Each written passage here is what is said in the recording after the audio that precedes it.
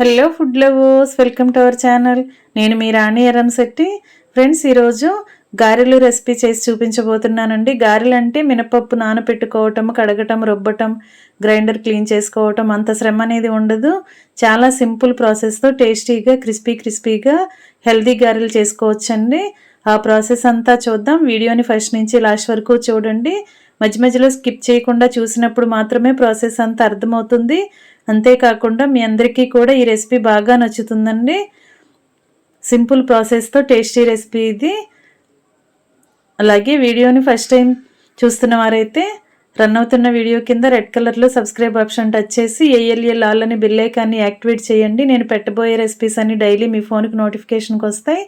ఇంకా ప్రాసెస్లోకి వెళ్ళిపోదాం. గారెలు అని చెప్పాను కదా, మినపప్పుతో కాదండి. ఇప్పుడు 2 కప్పుల పొడి బియ్యం పిండి తీసుకోండి.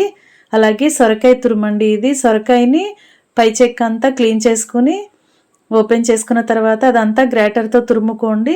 అలాగే క్యారెట్ కూడా ఒక క్యారెట్ తీసుకుని శుభ్రంగా క్లీన్ చేసుకుని గ్రేటర్తో తురుముకోండి.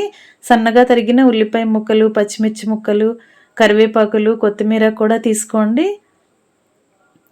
ఇప్పుడు ఒక మిక్సింగ్ బౌల్ తీసుకుని దానిలోకి తురుముకున్న సొరకాయ అంతా కూడా వేసేసుకోండి. ఇలా సొరకాయ తురుమంతా వేసుకోండి. ఇది చాలా హెల్దీ రెసిపీ అండి. క్యారెట్ కూడా వేస్తున్నాం కదా. దీనిలోకి సన్నగా తరిగిన ఉల్లిపాయ ముక్కలు 1 కప్పు వేసుకోండి. సన్నగా తరిగిన పచ్చిమిర్చి ముక్కలు 3-4 టేబుల్ స్పూన్లు వేసుకోండి.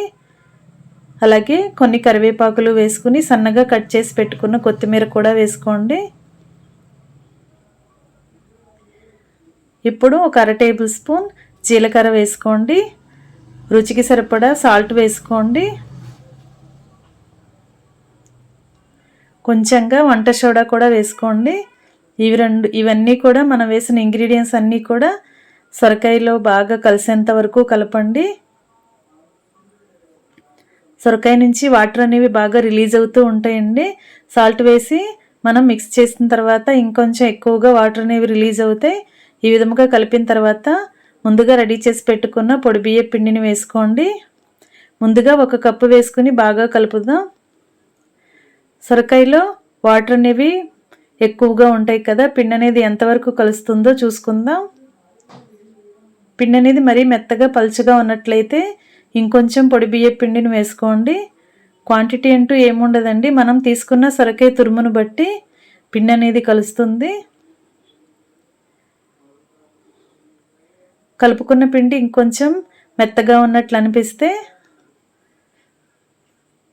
కొంచెం పొడి బియ్యం పిండిని కూడా వేసుకోండి. ఒక 1/2 కప్పు పొడి బియ్యం పిండి వేసుకుని ఇదంతా కూడా సొరకాయకి బాగా పట్టేంత వరకు కలపండి. ఈ తురుముకి బాగా పట్టాలి. మనం గారెలు చేసుకోవటానికి పిండి అనేది కరెక్ట్గా ఉండాలండి. మరీ జారుగా కాకుండా మరీ గట్టిగా కాకుండా ఇలా మీడియంగా కలుపుకోండి. పిండి అనేది చేతులకి అంటుకుంటుంది అని అనిపిస్తే చేతికి కొంచెం ఆయిల్ అప్లై చేసుకోండి. అలాగే పిండిలో కూడా 1 టేబుల్ స్పూన్ ఆయిల్ వేసుకుని కలిపినట్లయితే పిండి అంతా కూడా చక్కగా మన చేతికి అంటుకోకుండా ఈజీగా ముద్దలాగా రెడీ అవుతుంది. ఈ విధంగా కలపండి. ఇప్పుడు గారెలు ప్రాసెస్ చేసుకుందాం.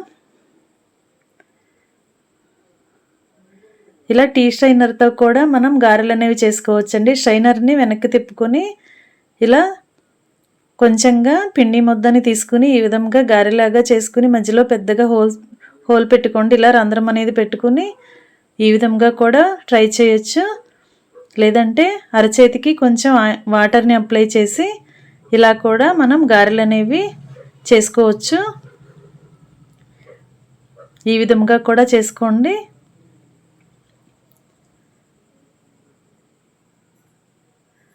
సొరకాయ తురుముతో క్యారెట్ తురుముతో మనం గారెల పిండి అనేది కలిపాం కదా, చాలా చాలా టేస్టీ రెసిపీ అండి, హెల్దీ రెసిపీ కూడా. ఈ విధంగా పిండినంతా కూడా ఇదే విధంగా మీకు కావాల్సిన సైజులో గారెలు చేసుకుని ప్లేట్లో పెట్టుకోండి. ఇప్పుడు డీప్ ఫ్రైకి సరిపడా ఆయిల్ పోసుకుని స్టవ్ ఆన్ చేసి కళాయి స్టవ్ మీద పెట్టుకోండి. ఆయిల్ కాగిన తర్వాత మనం రెడీ చేసి పెట్టుకున్న గారెల్ని ఆయిల్లో స్లోగా వేసుకోండి.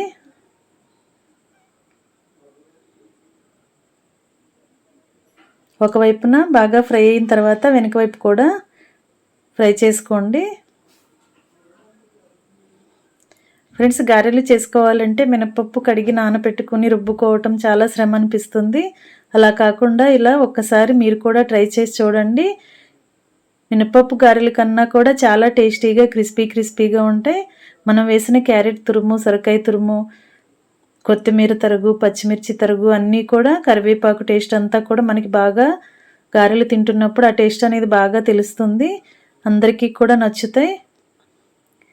ఇలా కరెక్ట్గా డీప్ ఫ్రై అయిన తర్వాత ఆయిల్ నుండి తీసేసుకోండి.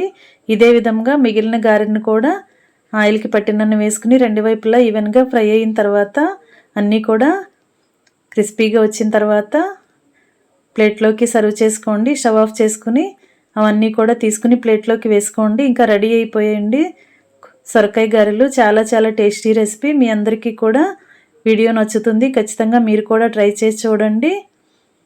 ఈ గారెలను టొమాటో చట్నీ, కొబ్బరి చట్నీతో చేసుకోవచ్చు. లేదంటే సండే టైంలో చికెన్ కర్రీ ప్రిపేర్ చేసుకుంటూ ఉంటాం కదా, ఆ టైంలో కూడా ఈ విధంగా గారెలను చేసుకుని చికెన్ కర్రీతో కూడా సర్వ్ చేసుకోవచ్చు. వీడియో నచ్చినట్లయితే లైక్ చేయండి. మీ ఫ్రెండ్స్కి, ఫ్యామిలీ మెంబర్స్కి రెసిపీ షేర్ చేయండి. ఛానల్ని ఫస్ట్ టైం వాచ్ చేస్తున్నారు, సబ్స్క్రైబ్ చేసుకోండి. మరొక రెసిపీతో మళ్ళీ కలుద్దాం. Thanks for watching. నేను మీ రాణి ఎర్రంశెట్టి.